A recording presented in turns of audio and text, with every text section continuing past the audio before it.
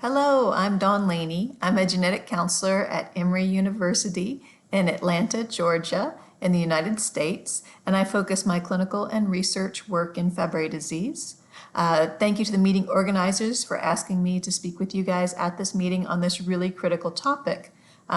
It is about what do the kids need? What about the kids? Kids with Fabry disease, and how do parents work with these kids to get them what they need and kind of understand the unique needs of parenting a kid with Fabry disease. Parenting a child with a rare genetic disease like Fabry disease, which is invisible on the outside, can often make you feel like you are diving into uncharted territories. The issues you're facing are not just the normal parenting issues, but it takes it to a whole new level as you deal with physical pain, you deal with trying to manage therapy if your child's on therapy, and still help them do all the things they need to do a kid, to play with their friends, to go to school, to learn, to become the responsible and loving adult that you want them to be.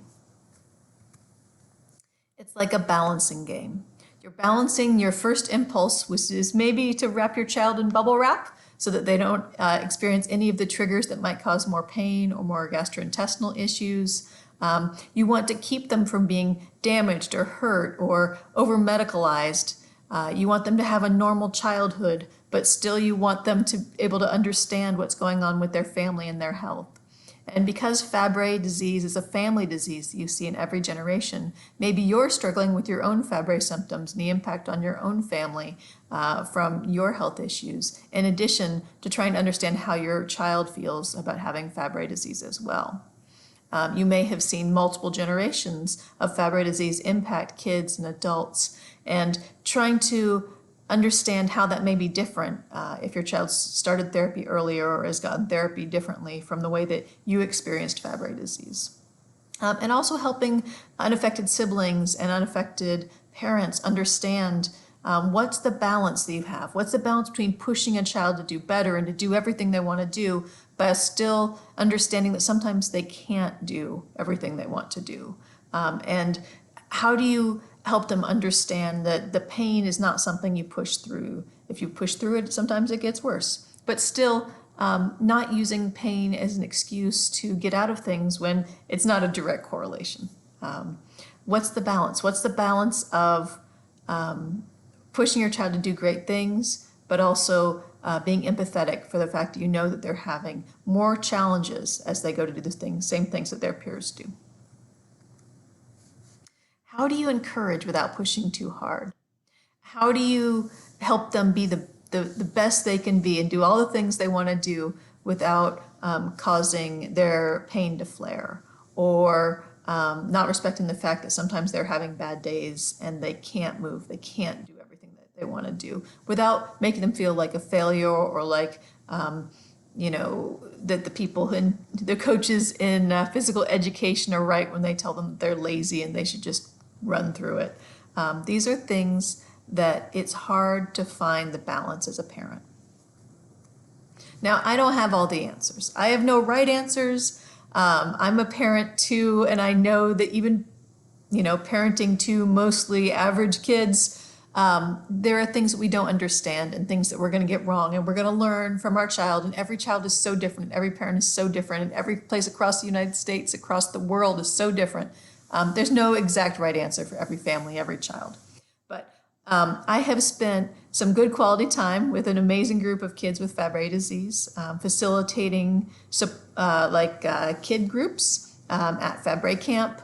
I have seen kids for many years, and I like to listen to them talk to me about what's going on with them and their life and their health at clinic appointments and research appointments. And what I'm doing, and I've also done some research into this, into the literature that is out there in parenting and taking care of kids with rare conditions, and of course always focusing on Fabry disease. The first thing that I found is that what kids need is open honesty and realistic expectations. From the very beginning, the easiest time for a child to understand what Fabry disease is and how it might impact them is being told early little bits that are age appropriate. So, one of the things that I found in the most frustrated teens and 20-somethings is when they didn't know about Fabry disease and it all got thrown on them when they were a teenager. Teenagers do not like being told they're different from anybody else. But if you start with young children and just saying you have, Fabry disease, just like mommy, just like grandpa. You have Fabry disease, this is what it means. So really setting the stage for a kid to understand that they have Fabry disease too, or they don't have Fabry disease too, and that there's therapy, but you may not start it now, or you are starting it now, or what does that mean for other people in the family, and how might that be different for them as opposed to grandpa, uncles, moms, dads? How is it going to be different?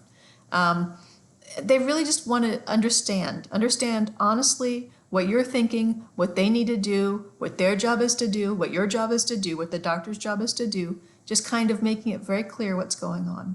Because the more specific you can be with what's expected of them and what you're hoping for them, that's great.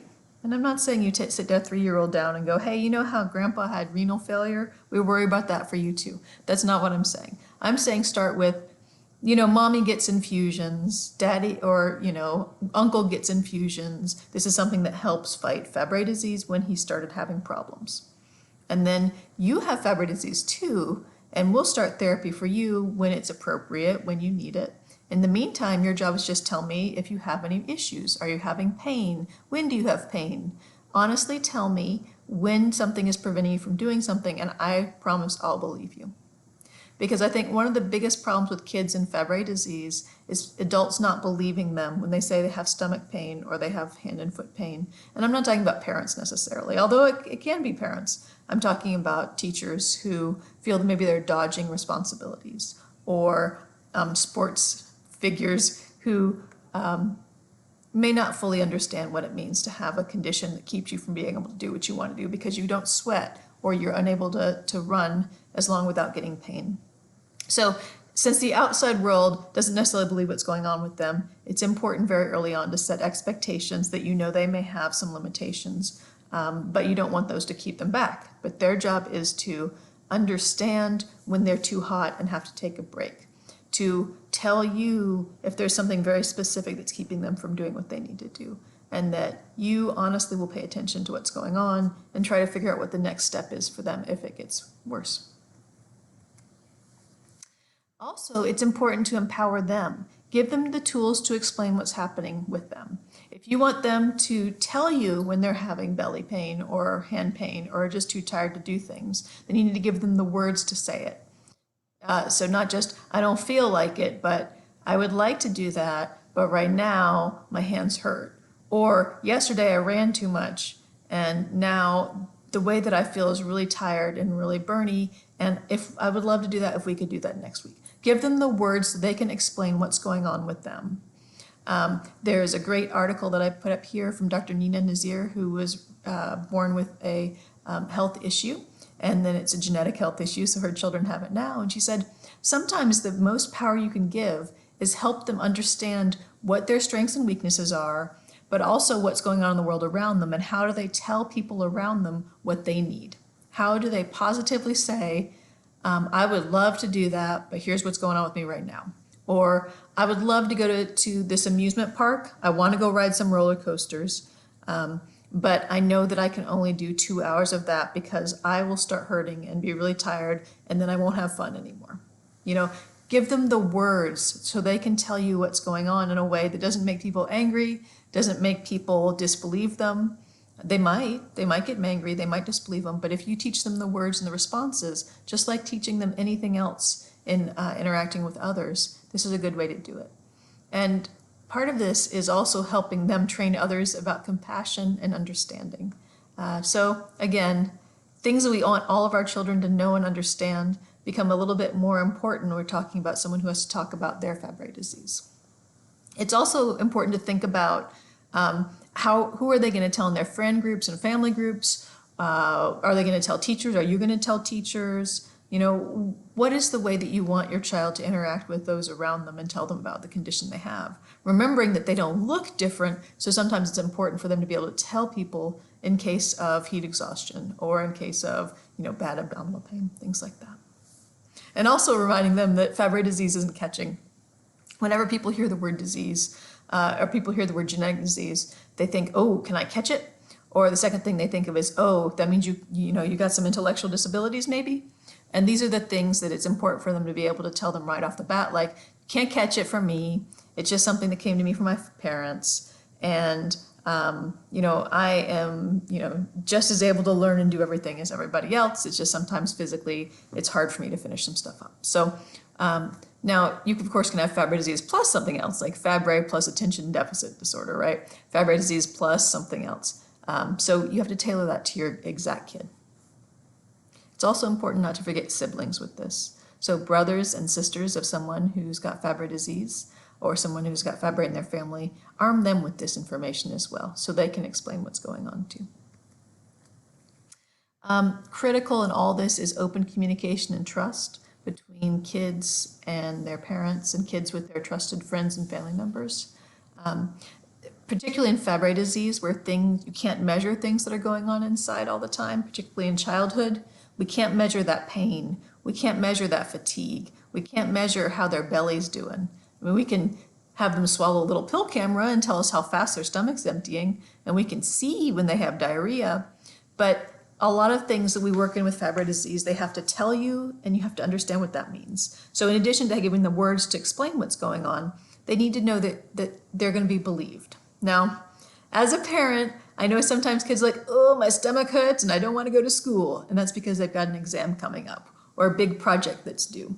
And I think that if you begin in the beginning and say, look, if this is about schoolwork, tell me that. If it's about you having actual pain and Fabry getting in the way, I need to know that. And I will believe you if you promise that that's what we're going to do. We're not relying on Fabry disease as a tool to get out of something. We're using Fabry disease when it's Fabry disease, and we're telling me about other things if it's about other things. And then the parents then need to trust the kids that they've made this agreement. This agreement is that we're going to do this. And if I'm going to believe you, you can't use it as an excuse to get out of things when it's not Fabry. Now, some people, Fabry is affecting them every single day. And yes, it may be that we need to work on swimming in a pool for exercise as opposed to running. Or maybe computers are going to be the best thing for you as opposed to being, someone who works in construction. Maybe not. Maybe this is something that works for you either way, but, not limiting, but understanding there may be different paths that are going to be more comfortable as you move through your life. All kids need to know that they're supported and they're in a safe environment. But for kids with Fabry disease, this is particularly important because they are going through things that they don't particularly want to go through. They're going to get poked with needles. They're going to get sent to the hospital and doctors more than their friends. They need to know what's happening to them is necessary and why it's necessary. And the best way to do that is to have a parent who's advocating for them and saying, okay, here's what we're going to do. We need to do this because every year we need to figure out how Fabry is affecting your body. Or, oh, it's time that you need therapy. This is what we're going to do with therapy. You're going to have an infusion every other week. Or, we need to go do this procedure to get this port, or whatever it is that your particular child needs. But also saying, I may not be able to fix what's going on with you, but I'm going to work at it to try to fix it, to try to figure it out. And I'm going to be here with you every step of the way. And sometimes this may be looking for a pediatric hospital or child life therapists, people who are specially designed to help kids navigate the health system. This may be connecting your child to a set of friends who can really understand and be with them and talk to them about what's going on. And sometimes just being with them to listen to them and say, okay, we're going to figure this out together. And then I'm going to give you the tools that, if I'm not able to be here, this is how you think about things. These are things that you're probably doing anyway, but just to emphasize what the literature is showing that really makes sense for kids. As part of that, sometimes, whether it's medical, whether it's school, whether it's activities, sometimes it's time to move on from a particular thing. And this is important. If a child says, I don't like ballet because I don't like ballet, that's different than someone saying, when I go to ballet class, the teacher won't let me sit down when my feet start to hurt, and they tell me that I'm, lazy. It may be time to move on to a different ballet school.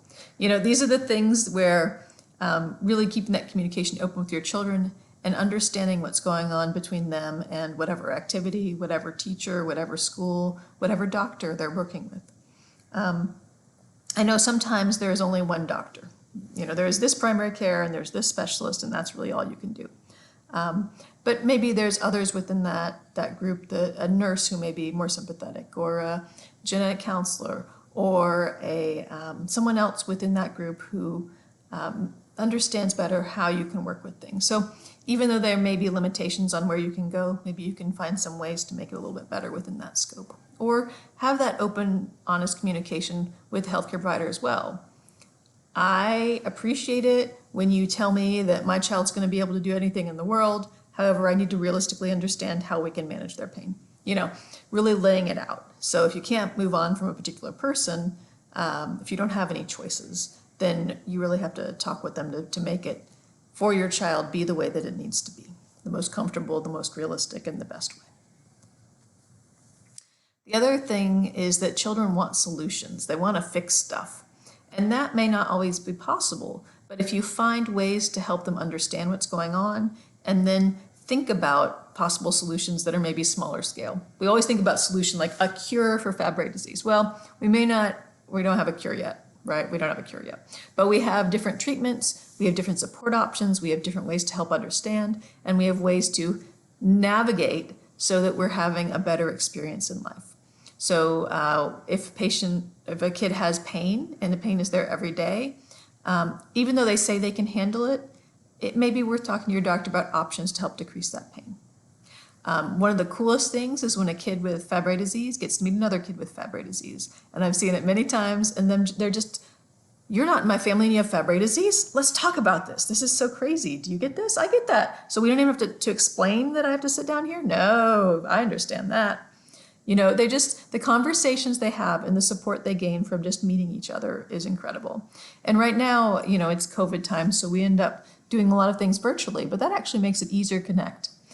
So you'll see that the FIN has a program, different Fabry groups have CAMP, Canadian Fabry Group, the National Fabry Disease Foundation, there's expert conferences, there's support and advocacy groups that will help you connect your child to other children so that they can better understand. And that goes for parents too. It is wonderful for parents to talk to each other.